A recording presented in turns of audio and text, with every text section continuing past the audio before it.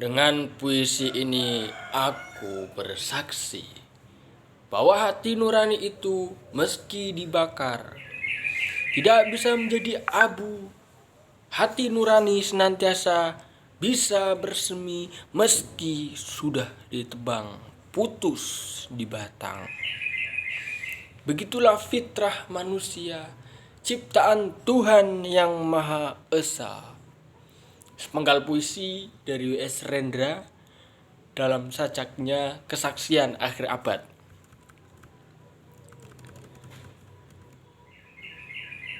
Orang-orang yang sudah berkecimpung di dunia sastra tentu tidak lagi asing dengan nama Rendra atau Mas Willy atau yang biasa dikenal dengan nama pena W.S. Rendra.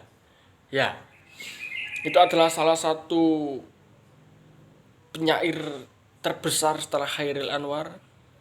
Kemunculannya, keberaniannya. Nah, di sini saya akan memaparkan bagaimana manifesto penyairan W.S. Rendra yang kemudian kita telisik dari karya-karyanya. Sebelum masuk ke situ, perkenalkan nama saya Yusuf Bastiar, mahasiswa sastra Indonesia, Universitas Ahmad Dahlan, Yogyakarta. Video ini untuk melengkapi tugas akhir semester mata kuliah prosa modern, puisi modern, mata kuliah puisi modern. Nah, dengan NIM 1911 025054. Oke, saya akan memulai dengan mengenalkan bagaimana W.S. Rendra ini dia tidak mau disebut sebagai seorang sastrawan, tapi dia hanya mau disebut sebagai seorang penyair. W.S. Rendra hanya ingin disebut sebagai seorang penyair, dan itu bisa kita jumpai di dokumenter di YouTube yang kemudian Rendra menegaskan bahwa dia bukan sastrawan tapi dia seorang penyair. Itu menurutku adalah suatu bentuk kecintaan W.S. Rendra kepada dunia kepenyairannya. Dia tidak nanggung-nanggung, dia total dalam mengekspresikan dirinya lewat karya-karyanya tersebut. Penyair dengan nama lengkap Will Yubrudus Surendra Bawana Rendra Broto Atmojo. Nah, Rendra ini melalui sajak-sajaknya, melalui puisi-puisinya, selalu menjadikan para yang siap menyulut telinga siapa saja yang mendengarnya. Bahkan ketika puisi yang Rendra tulis kemudian dia bacakan, wah, disitulah letak kewibawaan Rendra melalui puisinya sebagai penyair amat khas, membuat yang mendengar itu sangat terkagum-kagum. Namun itu menjadi suatu yang lain. Yang utama adalah bagaimana Rendra tidak akan menjadi Rendra tanpa puisi-puisinya tentu. Maka dari itu kita akan fokus pada karya-karya beliau. Untuk sebelum masuk itu ada pengantarnya. Oke. Yang khas dari Rendra adalah ketika Rendra mencantumkan, Rendra menyumpahi dengan sumpah serapahnya dalam sajak-sajaknya tentunya menjadi obsesi terpenting terhadap gejolak politik dan ketidakadilan yang ia rasakan ketika tahun 80 sampai akhir 90-an. Ya, semasa Orde Baru, rezim militer Soeharto memimpin. Nah, ketika itu Rendra muncul dengan sajak-sajak yang berani, di mana pada saat itu kebebasan akademik benar-benar dibungkam. Nah, disitulah yang menariknya Rendra. Dia berani menentang status quo, dia berani menolak kemapanan dengan puisi-puisinya. Tidak hanya itu, gayanya yang gaya Rendra, penampilan Rendra yang urakan menjadi cermin bahwa ia adalah seorang yang tak pernah gentar terhadap penguasa. Dia tidak pernah takut terhadap rezim. Bahkan ketika puisi-puisinya mengancam nyawa dia tetap menulis puisi-puisi yang sangar. Itulah yang membuat sosok seorang penyair Rendra ini selalu dikenang dari zaman ke zaman. Ya, dari waktu dia hidup sampai dia mati, bahkan sampai saya angkatan yang lahir setelah 2000 dan mengenal Rendra ketika tahun 2019 ini semenjak menjadi mahasiswa sastra. Nah, Rendra ini dia dijuluki sebagai si burung merak. Salah satu bukunya yang diterbitkan oleh lembaga penerjemahan milik Malaysia itu berjudul Puisi-puisi lengkap W.S. Rendra, Balada si Burung Merak. Nah, itu karena Rendra memang dijuluki sebagai si burung merak.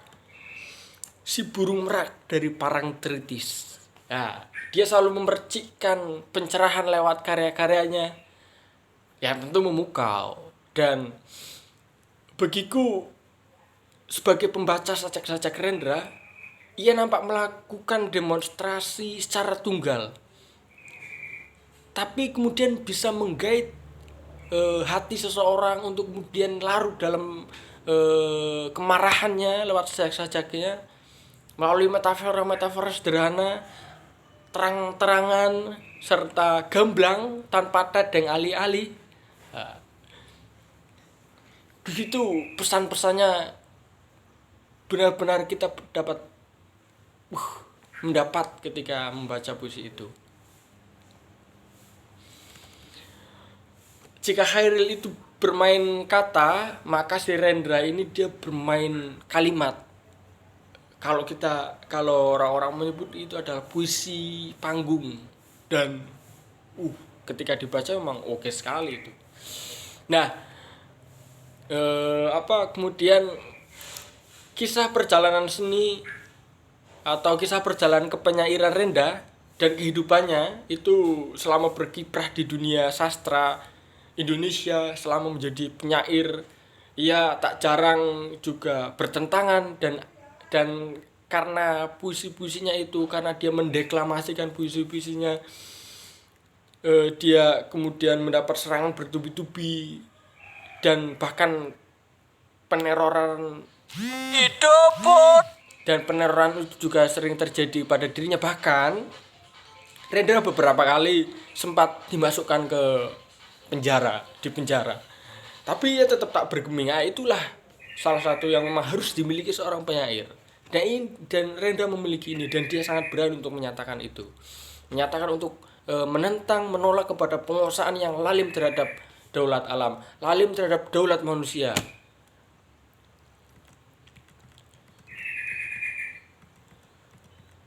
Oke, lanjut. Kita melihat ke amunisi kalimat atau kata yang kemudian termaktub dalam puisi-puisi Rendra. Kita tentu mengenal bahwa Rendra itu sangat identik dengan tema-tema kritik yang mendominasi. Harapan, tema lain harapan, kekecewaan, serta kecintaannya kepada sang pencipta, kepada sebelum dia masuk ke Islam, ya kepada agama yang dulu, dan ketika dia masuk Islam, dia kemudian menulis sajak-sajak yang kemudian menyatakan kedekatannya dengan Allah Subhanahu wa taala. Yang berikut ini adalah puisi Rendra yang masih menarik, yang masih mengandung kritik terhadap gejolak zaman serta kekuasaan dengan amunisi kata-katanya. Walaupun itu ditulis tahun 98, tapi ini masih relevan dengan kondisi sekarang ini. Begini sepenggal puisinya. Oh zaman edan, oh malam kelam pikiran insan, koyak moyak sudah keteduhan, tanda kepercayaan, kitab undang-undang tergeletak di selokan zaman. Kepastian hidup terhuyung-huyung dalam comberan. Sepenggal sajak yang termaktub dalam Sajak Bulan Mei 1998. Dalam puisi itu kita tentu Rendra dengan bahasa yang gamblang, dengan kuat menggambarkan, karena ia ingin menyampaikan pesan kehidupan zaman yang kacau balau, masalah undang-undang yang kemudian dikesampingkan, kemelaratan yang kemudian dengan dekat dengan kehidupannya, yang kemudian itu menjadi persoalan bersama yang membuat siapapun paham maksud dan makna bahwa puisi itu adalah puisi protes keras. W.S. Rendra sendiri mengatakan bahwa puisi bukanlah terletak pada rumit dan tidaknya sebuah kalimat itu, melainkan kemampuan seorang penyair dalam mengelola bahasa. Dalam hal ini kemampuan berekspresi yang ia maksud. Ya, begitulah Rendra memberi nyawa kepada puisi-puisi, pada sajak-sajak yang ia tulis. Terakhir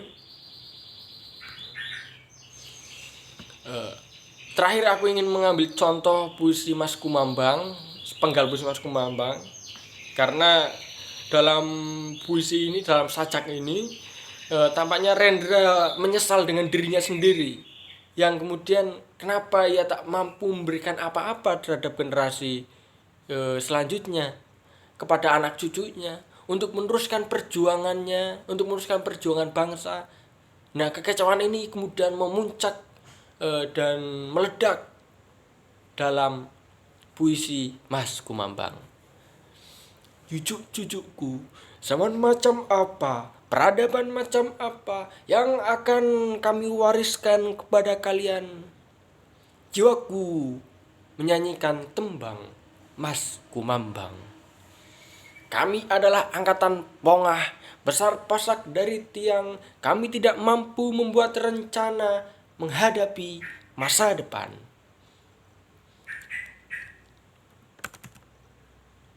Ya, itu sangat bermakna sekali. Kalau bagiku itu adalah bukan seni untuk seni, tetapi dia kemudian mengembalikan lagi sastra yang dekat dengan Rendra selalu menulis yang dekat dengan kehidupannya. Kemiskinan, ketidakadilan, penindasan, kekerasan aparat, kelaliman kekuasaan. Tidak kemudian dia menuliskan tentang bulan, tentang rembulan, tentang bintang-bintang yang jauh di langit sana. Kemudian nah itu juga salah satunya yang dikritik oleh Rendra. Rendra menyebutnya sebagai penyair salon, penyair yang kemudian money oriented. Dia tidak membahas tentang soal-soal kedekatan. Nah, inilah yang penting yang kemudian akan menutup video ini, yaitu ketika saya membaca Rendra, saya melalui sajak-sajaknya, melalui kritiknya terhadap kekuasaan, itu adalah bentuk kecintaan seorang penyair terhadap negaranya. Karena dalam sastra, kekerasan adalah bukti cinta, dan cinta terhadap tanah air dan jiwa patriotisme itu kepada tanah air, bukan kepada pemerintah. Cinta kepada tanah air itu cinta kepada rakyatnya, bukan kepada pemerintah. Dan itulah yang kemudian saya simpulkan ketika membaca puisi-puisi Rendra. Oke, kawan-kawan, itu adalah puisi dari Rendra. Dan saya akan tutup dengan sepenggal puisi yang saya tulis dalam sajak potret seorang anak bercita-cita sebagai penyair, puisiku. Dan ini karena Rendra. Aku berlari ke meja sekolah mencari jawaban. Di bangku kuliah aku hanya mendapat ilmu memperkaya diri sendiri. Aku tak mau. Tuhan Allah tidak mengajari Muhammad kekasihnya untuk hidup sendiri. Ketika malam tiba, aku pergi ke kedai kopi. Aku tak menemukan uap revolusi dari cangkir kopi. Muda-mudi yang riang ketawa ketiwi, membicarakan sampo, kosmetik, hingga pakaian mereka, merek apa, harga berapa. Aku berjalan tanpa tujuan ketika Yogyakarta basah. Seusai dihujan air di awal tahun, jalanan sepi, Malioboro sepi, angkringan mendorong gerobak berlalu, orang-orang tertidur. Di malam pergantian hari, aku teringat balada si burung merak. Bejipun puisi penyair Rendra, aku membaca ketakutan hidup yang tidak hidup. Tetapi Rendra hidup dengan daya dan fitrahnya sebagai penyair, sebagai manusia, melalui puisi-puisi, melalui sajak-sajaknya yang menentang kelaliman kekuasaan. Terima kasih. Wassalamualaikum warahmatullahi wabarakatuh. Sampai bertemu selanjutnya.